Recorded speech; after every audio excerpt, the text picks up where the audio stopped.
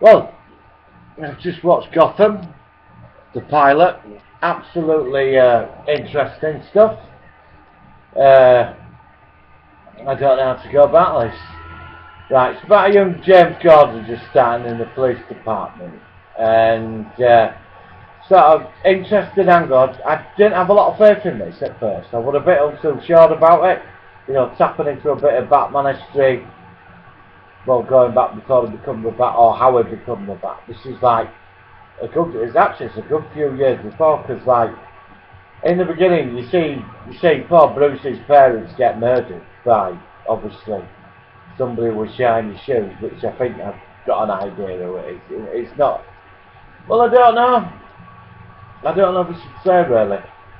I might leave it a couple of episodes of speculation on that. But it starts off when he turns up at the Gotham Police Department, and then you get the iconic scene of Bruce being at the cinema or the theatre of his parents, and the mugger turns up and shoots him both. And it is quite a dark scene, you know. And as a kid, he's sort of like really, well, obviously he's freaked out by it. I mean, they really played the scene beautifully, because it is an iconic classic scene. I'm not in any way, you know, sensationalise it. It's the creation of the Bat in it, really. It's what turns him, you know. It's iconic in all the films, and that moment when he lost his parents, you know, and it's quite a touching moment. And then from there it sort of jumps into the life of Gotham. I mean, the cinematography, the streets and the buildings, and looking at Gotham, I know the CGI some of it, but it is pretty impressive stuff, you know. And I found that quite compelling view, and it sort of drew you in a bit. And then we got into the characters of it. We sort of Gotham Police Department. It started off with obviously some guy wanting pills, and then in comes James Gordon, you know, and stops this hostage situation at the police station, which is straight into it. And basically straight into his character, you find out he was in the military. His father was a very important DA. He's an honest man. And then in comes Harvey Bullock. You remember the one from the cartoon of the animated series and other stuff. He comes into it, his corrupt partner. And you meet the Heavy Crimes Unit. They've got an agenda with Bullock, Major Crimes Unit. And then obviously they, you know, they turn up at the scene of Bruce and his little kids. But well, his parents got killed. We've seen before that. We've seen Selena Kyle, the Catwoman. She's about, well, she's a young girl, so she's almost about 15 or something. And she's there. She hides. Obviously, she's only a young girl, but she has a relationship that she's got certain athletic abilities, and she sees it happen, and she tries to sort of like, that comes in a bit later on, a bit more with that. And when Gordon meets Bruce, you can tell there's a connection for me. He says to him, you know, I'm gonna get OG, killed you know, your parents and that. And then suddenly in the investigation you start jumping around with the politics in the police department, start finding out it's a bit corrupt and a bit dodgy in there.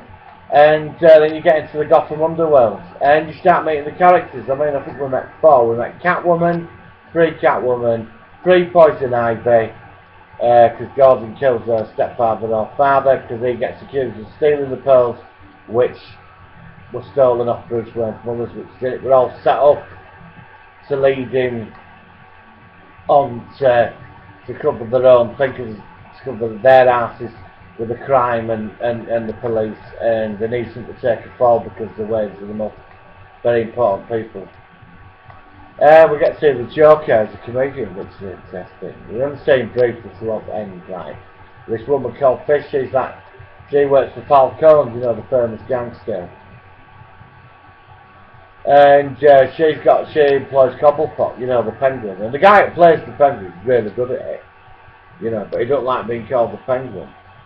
And he's a bit of a spineless, sort of snaggy little sort of creep, you know. And then obviously we see Poison Ivy. She's just a bit younger than Bruce Wayne. So sort of got this 4 villains with sort of pre-villains, you know.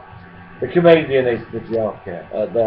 The gangster woman, Miss Fisher's clubs. He's obviously the Joker. So I mean, you know.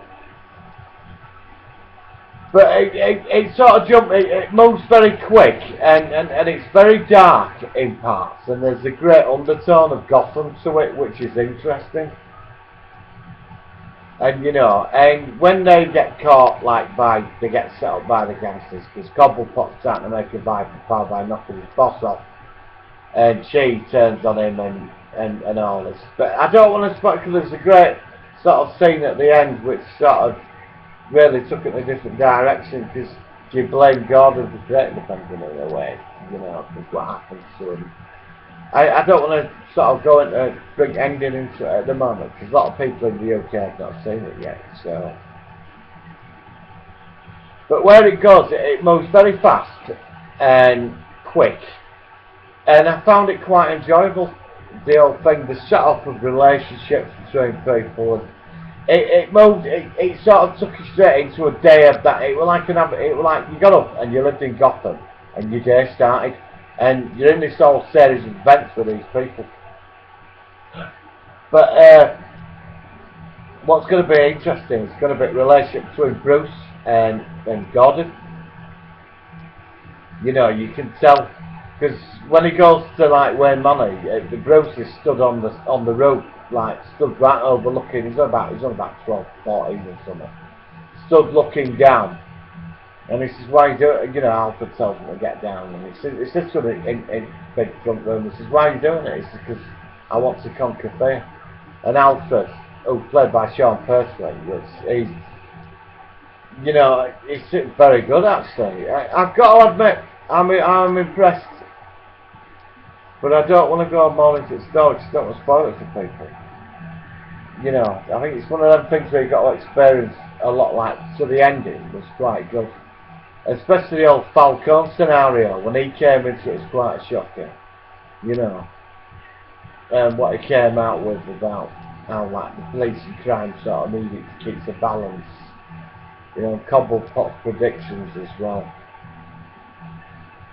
So, I'm going to give Gotham, and for the pilot episode, sorry, first episode in, 5 out of 5 for everything really. I quite enjoyed it. I thought it was really good. So, yeah, definitely look forward to the next one. But it's only first episode, you know, this could bomb, you know. But, you know, DC, you know, I did like Smallville when that went out, Smallville, and then it turned a bit disappointing. But I did stick with Smallville. And this, like, with Arrow and this, they took it, the DC's come out in a more realistic, darker sort of scenario from the Batman movies.